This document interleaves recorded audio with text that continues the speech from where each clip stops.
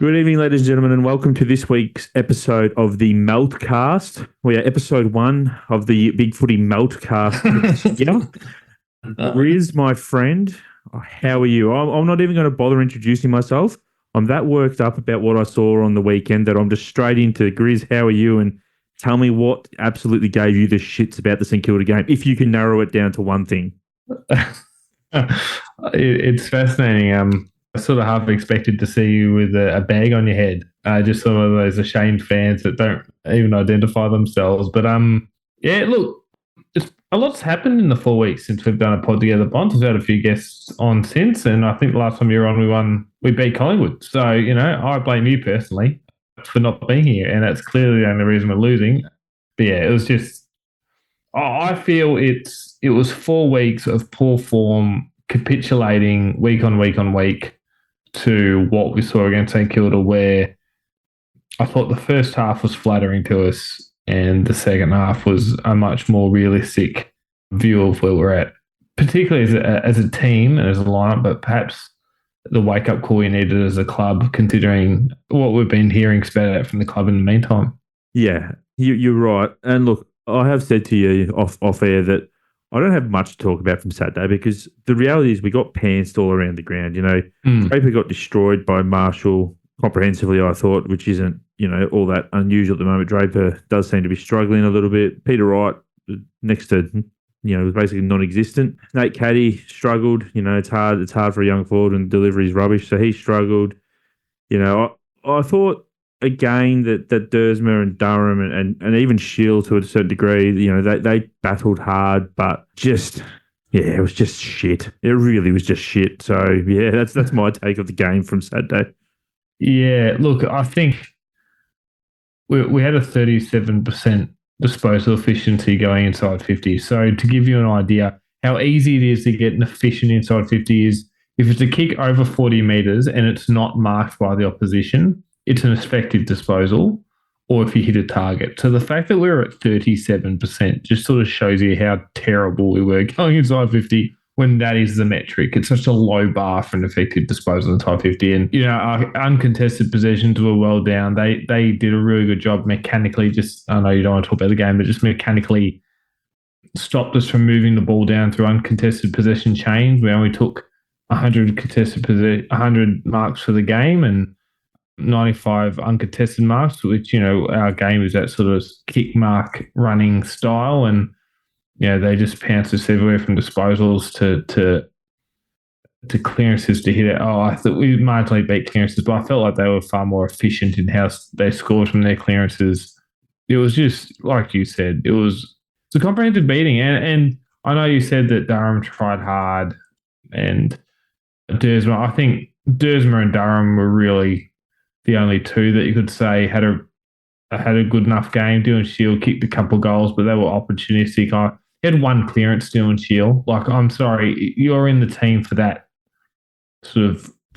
role when you have one clearance. Jake Stringer had 8, but I can't think of except maybe a goal. One good thing Jake Stringer did, like a lot of empty stats, is probably the best way I can put this game for a few players, and not many players had good stats. So for me, the biggest worry, and we can probably move off this game. I know you don't want to talk about it too much, but we can probably just move off this game and talk more generally. That the big worry for me is that we're picking teams which I think are safe. I think Brad Scott has a history, particularly in North Melbourne, of picking experienced teams that he knows what he's going to get out of them. But for me, with the exception of maybe Merritt, Dersma, Durham, I can't say that our senior players, and when I talk about senior players, I mean your Dyson Heppel, who we've clicked a few. He's probably on the edges of the best team at the moment, but Jordan Ridley's been down. Mason Redmond had an absolute mare on the weekend. Darcy, this is his first week back. It's hard to grade him with no VFL form. Ben McKay's been down the last month. Jade Gresham has been non-existent for a few weeks.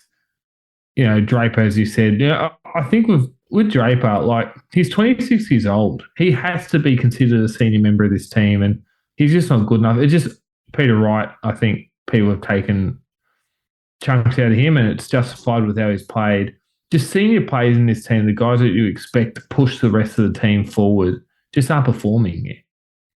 Yeah, that's a fair point. And look, you sort of branched into two topics that I want to talk about, and I'll start with the first one here, mate, and that is Brad Scott and his selections, and then it's probably an Essendon culture as well. So Essendon in the last 2 years have debuted three players, so we've had three debutants. The next lowest is Carlton at 4, and Port Adelaide at 4. But other than that, you look at Brisbane's debuted 5. Nobody else has debuted less than 7. So every other club's debuting more players than us. If you expand it to players that debuted for the club, so I'm talking about the Dersmans and the Goldsteins who have come across, we are second only to Carlton. So Carlton have had 7 players debut for the club. We've had 9 over the last 2 years. So that does lead to your point there about Brad Scott playing it safe. And I also have issues with his selections there. So, for example, let's look at Peter Wright for starters here. Peter Wright was dropped after the game against Melbourne. Now, I thought that was pretty rough on Peter Wright at the time because at the time he had kicked 6 or 7 goals in the last 3 or 4 weeks. Actually hadn't looked that bad. Then all of a sudden got a game that was just not to his liking at all. It was a horrible game for him. He didn't perform well, which you probably could have predicted given the weather. We then dropped him for what I thought was an insane decision inside the dome there against Adelaide, because I actually thought, well, that's the game that'll get him a bit of confidence again. We'll get him some confidence. We drop him. He doesn't play VFL because there's no VFL. He doesn't have to prove himself. He doesn't have to do anything to come back into the team, because the next week he's immediately put back in the side.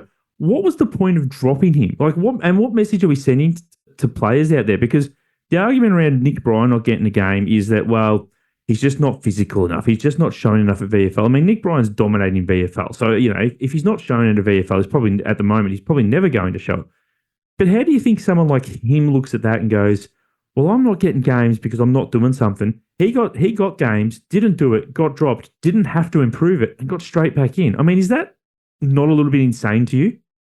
I thought Peter Wright was emblematic. I don't have an issue with dropping Peter Wright. I don't have an issue with bringing Peter Wright back, but not in consecutive weeks, not when there's no VFL form in the middle. But he wasn't performing well generally, I thought. And it's the same with Heppel too, because we dropped Heppel. Yeah, the same deal. We dropped Heppel. No, exactly right. Didn't play VFL, didn't have to earn his stripes, just came straight back into the side. Now, it's hard when VFL have a bye. I just want to check you on two things. Oh, just on one thing. So you mentioned the list of debutants. I will make it. I do want to just say one thing. In 2021, 2022, we had 7 debutants in each of those years, which would have been 4th in 2021 and I think 2nd or 3rd in 2022. So I would suggest that the reason we don't have as many debutants is because we debuted a lot of them in those previous years, guys like Perkins, Cox. Yeah, so 3rd in 2022, Perkins, Cox, Reid, Sartis, Hobbs, all these guys, Hobbs probably more specifically. And when you look at the drafts from the last 2 years, it was Hobbs in 2022 draft was Sartis, who debuted, Davey, who debuted, Lewis Hayes, who hasn't, who probably should have, and Jaden Davey, who really hasn't shown that much at VFL level. And then last year's draftees are Nate Caddy, who's there as well, who should have got a game. Yeah, well, I still hold a candle. I still hold a candle that says that someone like Patrick Voss should have got a game last year when our forward line was out of form and he was kicking 12 in 4 games. I get your point, but the point I'm trying to make is that we debuted a lot of players in those 2021-22 years that might have been held over from Carlton, for example, who might be about debuting this year. But it's neither here nor there in the sense that I agree with your general premise that the selections don't make a lot of sense at the moment. I thought as soon as we dropped Heppel, and you and I have been probably his last couple of torchbearers on the board, it couldn't be 1 week with no VFL and bring straight back in. If you're saying you're not good enough and we're moving on, then it has to be for selection integrity, he has to earn his stripes back. And the same with Peter Wright. I don't have a problem with dropping Peter Wright, but show, hey, look, senior players, you're not performing, earn your stripes back. And the bigger thing, and I mentioned this last week with Darrow, I think I get accused of being a parish apologist a lot. And I do like Darcy, but I was saying last week he had no business coming straight back into the team over Sartis and Hobbs. Or even over Setterfield. I mean, Will Setterfield, any of the three. Perfect. Any of those three deserved on VFL form to come in over Darcy. I don't understand. And you saw Darcy on the weekend, had a couple of good touches, but 13 disposals, largely inefficient, ineffective. And he just looked short of a gallop, which makes sense because he's had 10 weeks off. Like, what are we doing? Yeah. And I suppose the other thing I wanted to touch on, which we're sort of leading to now, because we're talking about the fact that Setterfield and Sardis and Hobbs can't get games there and should have come instead of Parrish. Something else we do quite regularly is we take square plugs and try and fit them into round holes. We have this history of trying to get players to be, and Dan 26, I don't know if you've read the post, but he made a very good point during the week that we as a club try to get everybody to be able to do everything. We try to improve everything overall. We don't focus on what we're good at and let them just be good at what they're good at. They always have to be developing something else, which is something like a club like Hawthorn don't do. And his point actually was, take Massimo D'Ambrosio, for example. He's an elite kick. Hawthorn have brought him in to be an elite kick, and that's all they want him to do. They don't care about the defensive side, which is why we got rid of him. Supposedly was because he just didn't defend, which is still madness. But you look at Setterfield, you look at Hobbs, you look at Sardis, right? And they can't get a game at the moment. Meanwhile, we're still running Jake Stringer in the midfield, and Jake, I've loved Jake in there as a burst player, but he's clearly not up to it this year. It's not his one wood, and it seems to be we seem to be going to him to try and get him to make his one wood.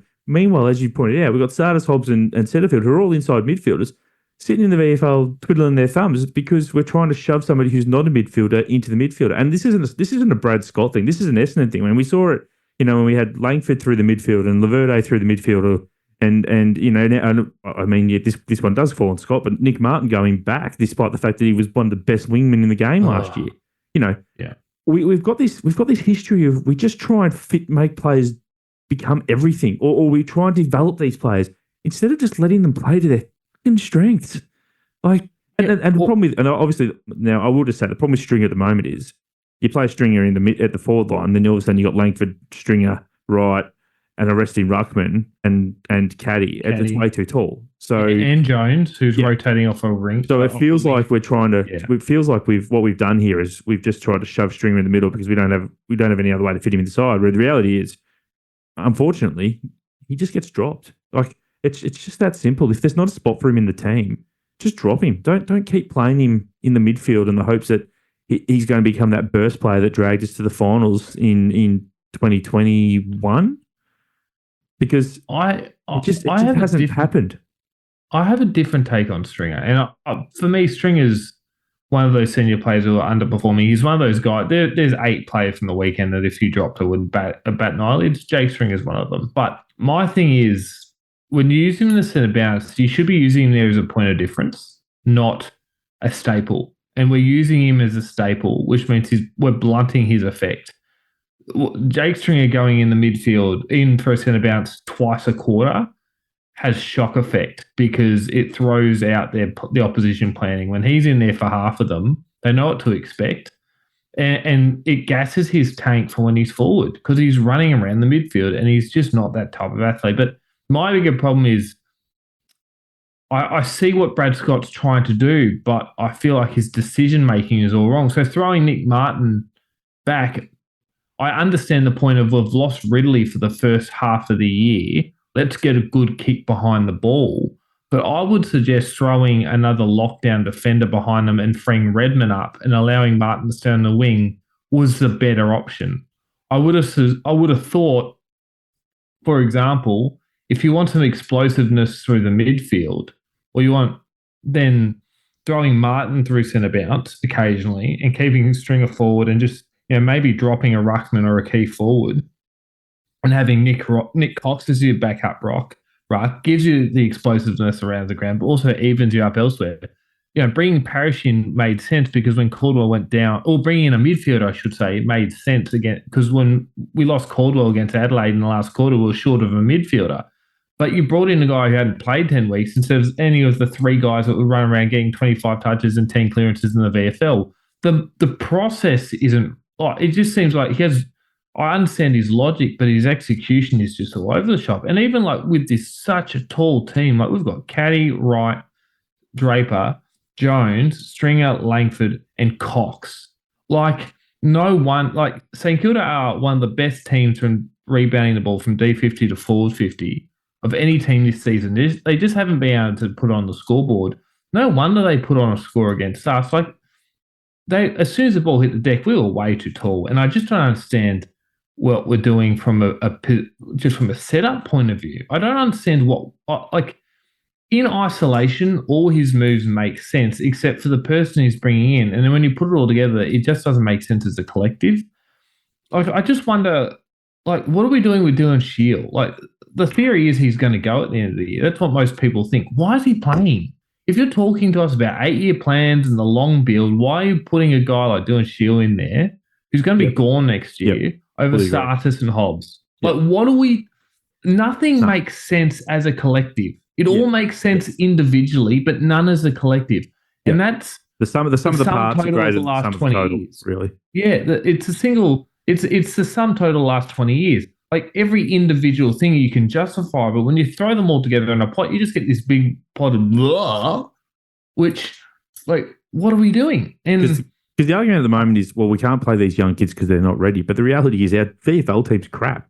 So are we going to get... What are the senior players doing, Bonds? Are you going to tell me that the senior players in the AFL are doing what Brad Scott's asking them to do? I fully agree with you, Grizz. So my question, when people go, well, they're just not ready. We can't play them because they're just not ready. They're young. They're not ready.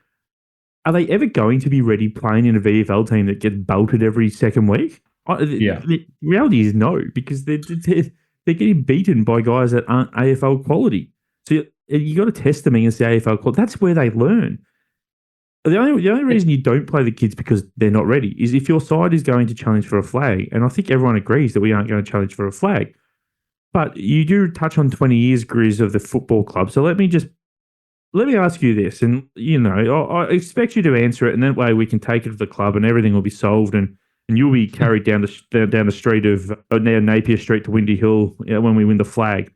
What the fuck happens in the back half of the season to the Essendon Football Club? Because this is not the first time this has happened under a coach. So we come out all guns blazing, we plateau in the middle, and then we just completely fuck off in the last couple of months. It happened under... it happened under Knights. It's happened under Hurd. It's happened under Woosha. It's happened under Truck. It's now happening under Brad Scott. Now, this year you could argue, well, it's because we had an easier draw at the start of the year and getting a bit more... But, the Melbournes, the Adelaides and St Kildas of the world aren't flying. So it's not like we've run into 1, 2 and 3 and have dropped games we should probably drop. We should have... we all went into those games thinking we're going to win them. So what is it? Because it's not... Everyone's going, well, it's a Brad Scott problem. It's not a Brad Scott. This isn't a Brad Scott thing. This is a cultural thing. So save us from ourselves and tell us how we fix this problem. Well, I feel like... And I've got... put no pressure on you at all by telling you. Yeah, no. So I subscribe, and I know Ant's big on this, but I subscribe to the theory that we don't recruit well generally, but specifically, we don't recruit athletes with endurance base. So when you look at Melbourne and you look at Hawthorn and you look at Melbourne, like when they won a flag, they drafted and they recruited for type. You had to be able to tackle, and you had to have a good engine, and you had to be competitive, and we'll teach you to kick. And they built a team around They built a team around a group of players that were just this brutal, dogged, contested possession, defensive-minded team that had a few sprinkling of attacking, explosive superstars.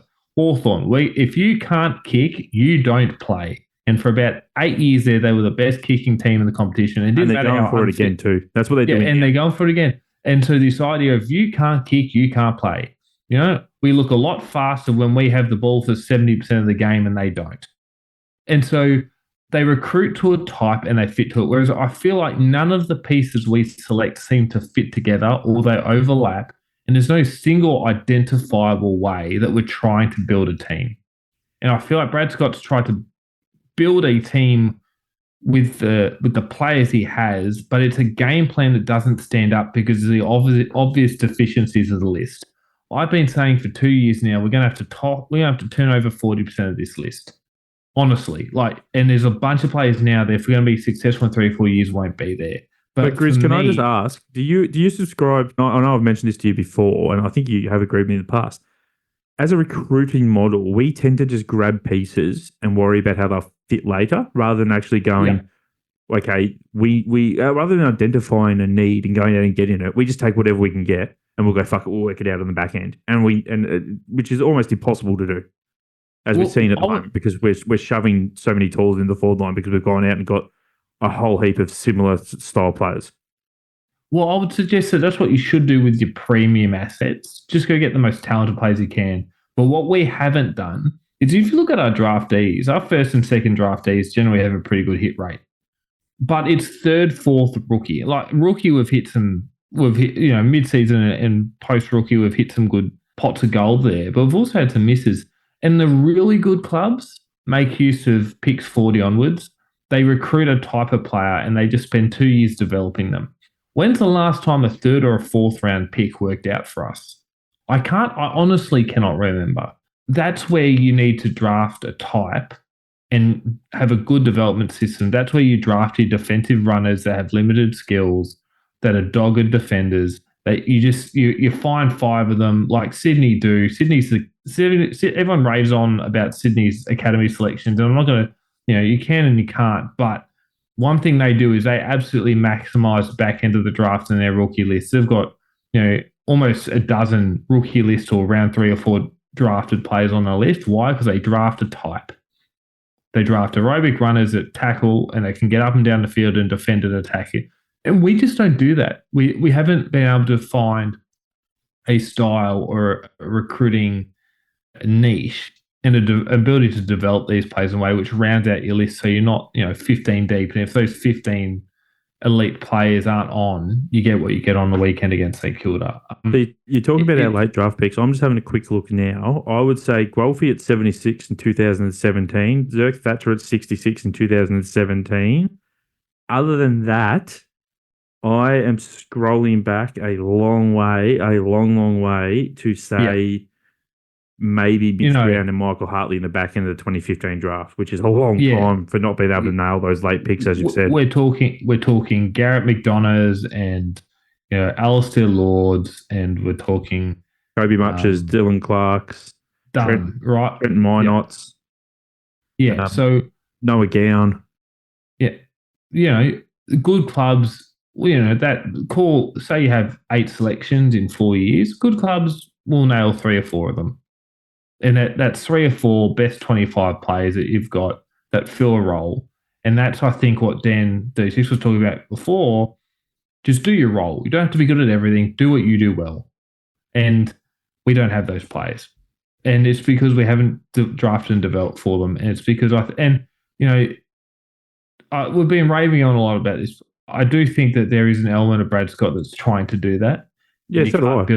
You can't build Rome in a day. No, absolutely. I think Brad Scott is definitely the man to coaches at the moment. I'm not even going to mention the stupid calls that we've seen post-game about who should be coaching us. I think Brad Scott is the right man to do it, and you're right. I don't think Rome gets built in a day, and I think he's working towards it. I just think at the moment he's got caught up trying to chase that finals position, which is fine because for a long point we were up to it. But I think now we're out of it.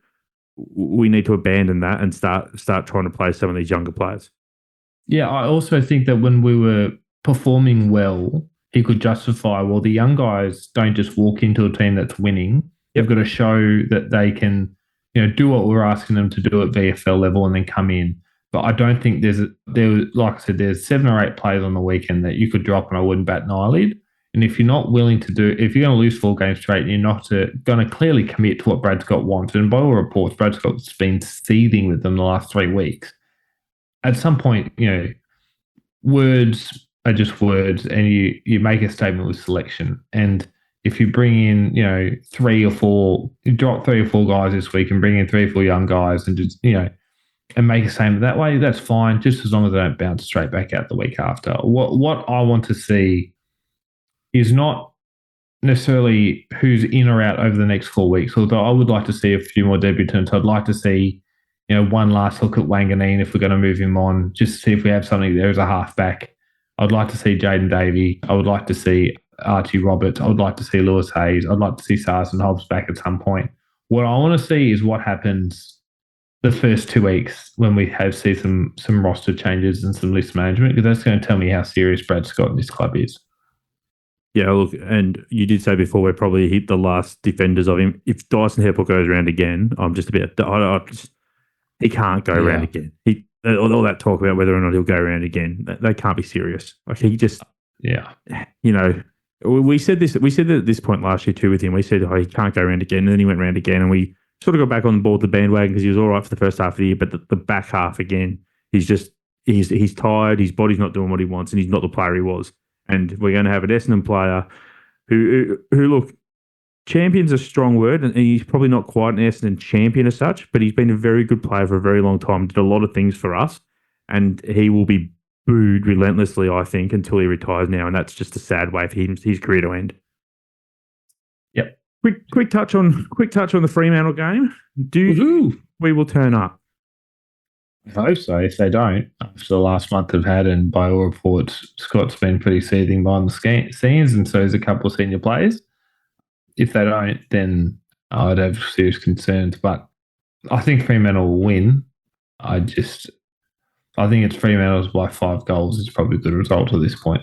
Yeah, no, I think you've tipped that beautifully. I agree. I would like us to be honest, it's the kind of game I think we win. Which it's just the Essendon thing to do. Just turn up and win a game they have no right to win. And I mean, at the end of the day, who knows? Our finals are not gone yet, but I would say that we're in a fair amount of strife trying to chase finals. But that's it for me. Grizz, do you have anything else you want to touch on quickly, mate? Or you're happy with? Well, you're not happy, but you're satisfied with getting a few things off your chest. Yeah, I hope finals isn't what we're gunning for as a club, because we've got to win 3 of the last 4 games to have a chance. I don't see that happening with our draw. I just want to see over the next month, proof of where we're going. If this really isn't a long-term plan, I want to start seeing some fruit of that at selection, and on game day. But yeah, rough week, but we're on to the next one. Right, so that's all for us this week, guys. So as always, please like, subscribe, and tell your friends about the podcast.